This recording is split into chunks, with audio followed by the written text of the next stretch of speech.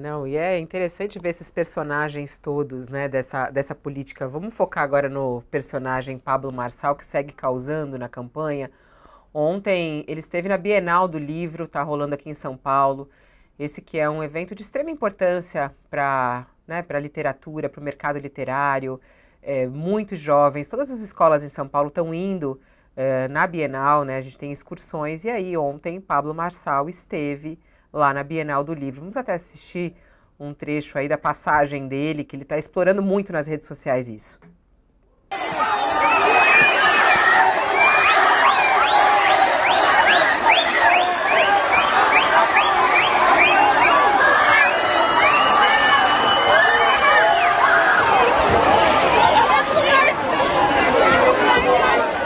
Tá aí, ele foi na Bienal e durante essa passagem dele da Bienal, sendo ovacionado pelos estudantes, tirando fotos, fazendo M. No entanto, foi até chamado de mito, né?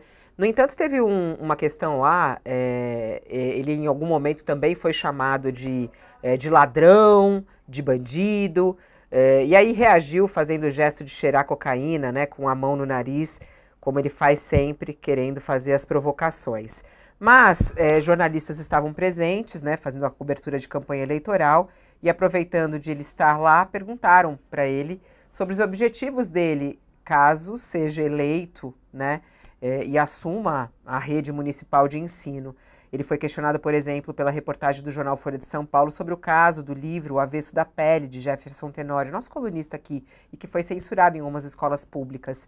E aí Pablo Marçal disse: tudo que for deturpar a produtividade, o crescimento, a liberdade, a gente também vai banir. Disse ele, abre aspas, o ensino sempre foi pautado pelo comunismo. A gente vai dar uma mudadinha nisso aí, fecha aspas. Marçal também disse que criticou Paulo Freire muitas vezes e voltaria a fazê-lo todas as vezes que forem necessárias. Pablo Marçal falou ainda do adolescente que entra na faculdade com a cabeça de quem vai dar certo na vida e sai de lá com a cabeça de revolucionário, que é amante de Che Guevara, e defende um monte de movimento antagônico. Essas foram as falas de Marçal ontem à imprensa, lá na Bienal do Livro. Quem chega por aqui é Raquel Landim, que também tem informações a respeito disso para a gente. Olá, Raquel, bom dia mais uma vez. Oi, Fabiola, bom dia. Oi, Josias. Oi, Léo, bom Bom dia, bom dia. dia. Você sabe que eu estava lá, né? Eu não estava cobrindo. Eu fui levar meus filhos para visitar a Bienal do Livro. E acho que jornalista tem um imã, né? Porque eu estava lá com as crianças, visitando os estandes, e quando vê, aparece o Pablo Marçal. Realmente foi uma confusão grande. Tinha muita gente atrás dele e vinham jovens de todos os lados. E a gente que acompanha a eleição, dá para a gente entender um pouco isso. Eu vou até pegar uns dados selecionados da Quest, os segmentados, que eu peguei ontem com o Felipe Nunes, até fiz uma coluna sobre isso, que ajuda a gente entender o que está acontecendo.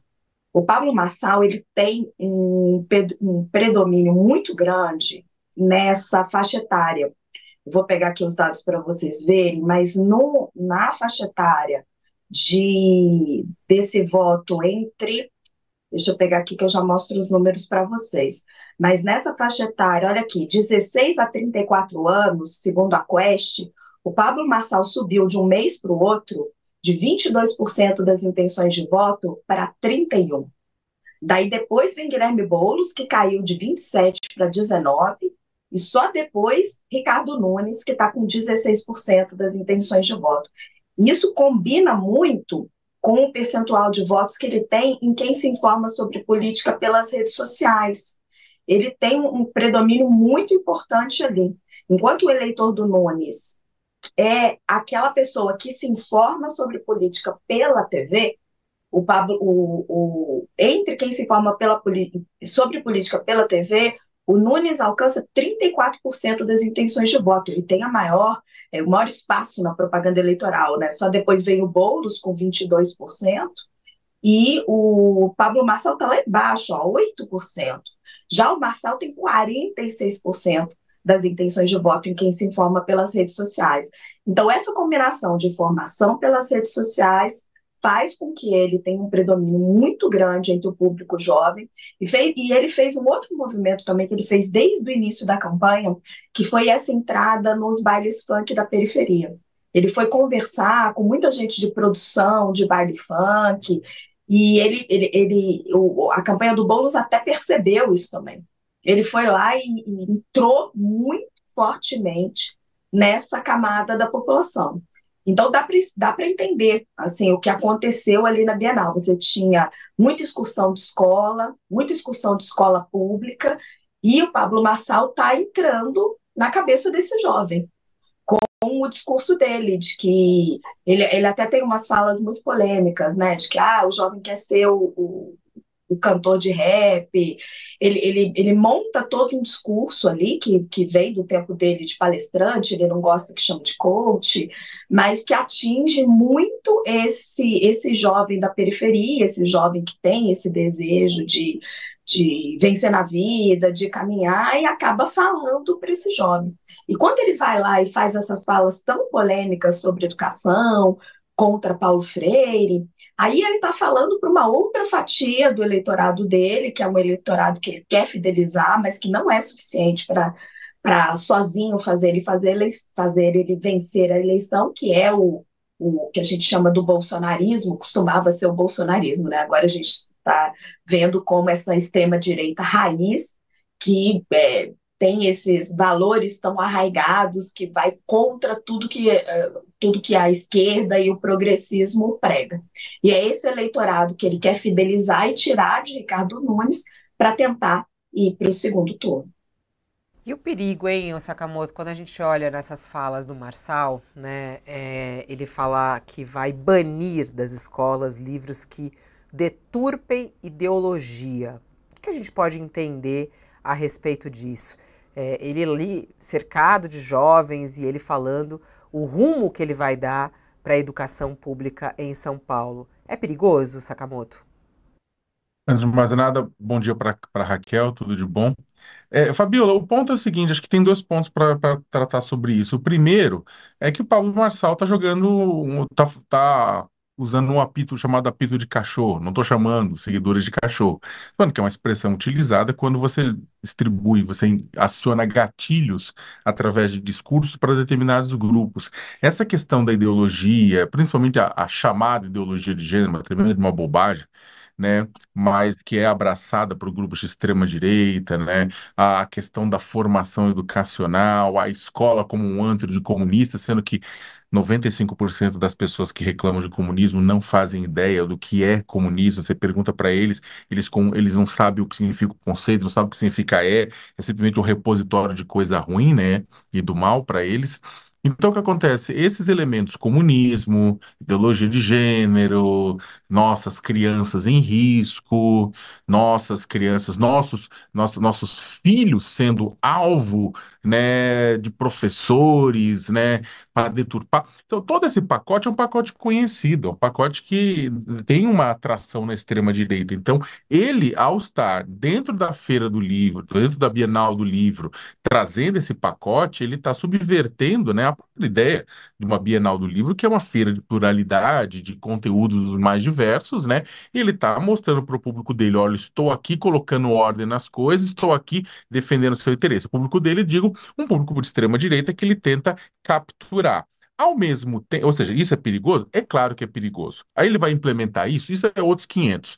Pablo Marçal não é, apesar dele abraçar, dele capturar, dele surfar, dele cavalgar é um bom termo, a extrema-direita, o rebanho da extrema-direita, ele, na verdade, não é originalmente exatamente de extrema-direita, né? Ele é um oportunista, que aí ele vai abraçando elementos, né? Ele tem, é claro, o discurso da teologia da prosperidade, né? Um discurso que mistura coach com teologia, né? Para atingir seus objetivos, mas ele vai incorporando esses discursos, esses elementos de extrema-direita exatamente para atingir, para pegar esse público e para passar um recado que esse público quer. Se ele levar isso a sério, como levou vários estados nos últimos tempos que chegaram a tirar das bibliotecas O Avesso da Pele do Jefferson Tenório, entre outras publicações, né? É um complicador. Realmente, aí ele vai estar atingindo a liberdade de expressão sob uma justificativa de estar protegendo a liberdade de expressão. Né? Ironicamente, né? Um dos livros que mais que mais tem passagens que poderiam ser consideradas, se for lido ao pé da letra, né? Passagens que podem ser consideradas ideológicas ou que reduzem produtividade, ou outras coisas mais, é a própria Bíblia. Né? Se alguém levar a sério o livro do Levítico, por exemplo, com todas as suas regras e normas, não comia camarão, não usava roupa com dois tipos de fios diferentes, não emprestava e nem pegava dinheiro a juros, não misturava carne com queijo.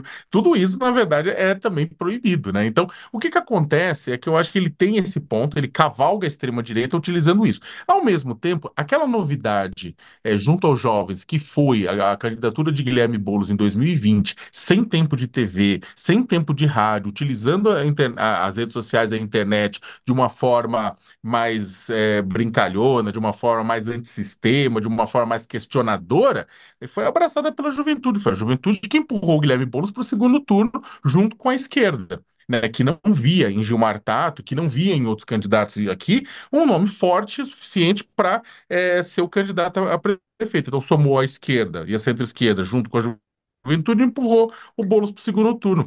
O Boulos, ele assume agora, como ele estava em primeiro lugar desde dos primeiros dias, primeiro ou segundo, lá nos primeiros lugares, e o que que ele fez? Ele assumiu uma outra estratégia, que inclusive é criticada internamente no PT e no PSOL, de que é uma estratégia mais Boulos, paz e amor.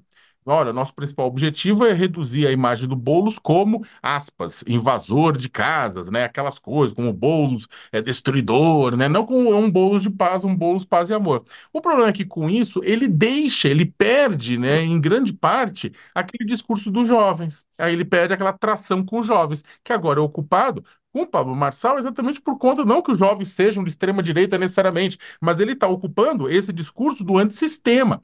Para quem nasceu, isso é uma coisa só para terminar, gente. É uma coisa só que o pessoal não tá entendendo, quem não tá entendendo for mais velho. Quem é novo já entendeu. Quem é mais velho e não entendeu, lembra o seguinte: eu tenho 47 anos.